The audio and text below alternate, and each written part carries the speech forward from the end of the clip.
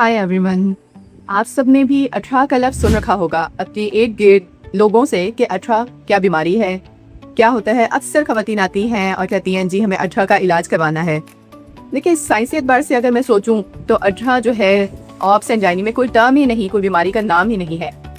तो आइए जानते हैं कि अठरा जो मुझे समझ आई है यहाँ पे ऑब्स एंड जाइनी की प्रैक्टिस करके निश्तर में, मियाँ चनू में, तो वो ये मुझे पता लगा है कि जो हमारे पास एफ्ला है, एंटी फॉस्फोलिपिड एंटीबॉडी सिंड्रोम, तो शायद उसको अठरा कहा जाता है। आइए आज उसको एक्सप्लेन करते हैं।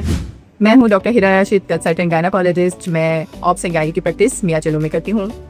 तो बहुत दफ़ा आप लोगों ने ये लफ्ज़ अठरा का सुन रखा होगा और इसके बारे में बहुत सारे मिथ्स हैं और बहुत सारी बीमारियों को इसके साथ जोड़ा जाता है। तो आइए आज इसको डिबंक करते हैं। देखिए ये एक ऐसी बीमारी है एंटी फॉस्फोलिपिड एंटीबॉडी सिंड्रोम, जिसमें कुछ ऐसी एंटीबॉडीज़ फीमेल के अंदर बनना शुरू होती हैं जो अपने ही मुदाफ़ियती निज़ाम के ख़िलाफ़ एक ऐसे जो है क्लॉटिंग डिसऑर्डर बना देती हैं, यानी खून जमने की सलाहियत को बढ़ा देती हैं। तो फीमेल में कहीं पे भी दिल दिमाग में खून का लोथड़ा जम सकता है।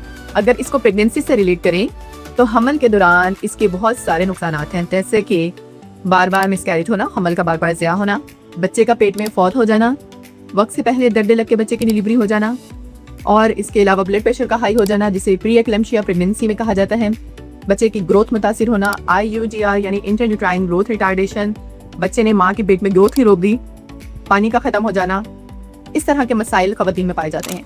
जब इन सबका मजमुआ किया जाए, सिर्फ ये अकेले ही नहीं, कुछ हमारे पास इसके एंटीबॉडीज़ टेस्टिंग है, 2 से 3 एंटीबॉडीज़ हैं जिन्हें हमने करवाने होते हैं और 2 दफ़ा रिपोर्टिंग होने के बाद कंफर्म होता है, और ये सारी हिस्ट्री की बेस पर कि अब इस फीमेल को ये एंटी फॉस्फोलिपिड एंटीबॉडी सिंड्रोम है, जिसको आप शायद अठरा कहते हैं। तो ये वाली बीमारी है और इसकी तशखीस के बाद ही इसका इलाज किया जाता है, और इसका इलाज इंतहाई शानदार है। 80 to 90% फीमेल्स में अगर इसका इलाज सही दे दिया जाए तो उनका प्रेगनेंसी आउटकम यानी बच्चा जो है खैरियत से पैदा हो जाता है। इसमें हमने लोप्रिन, एस्प्रिन वो स्टार्ट करानी होती है, साथ ही जो हमारे पास हेपरिन है उसके इंजेक्शन स्टार्ट कराने होते हैं जो कि पूरी प्रेगनेंसी चलते हैं। तो प्रेगनेंसी में ये वाले मसाइल नहीं आते जो मैंने आपसे ऑलरेडी डिस्कस किए हैं, और प्रेगनेंसी आउटकम बहुत ही अच्छा रहता है।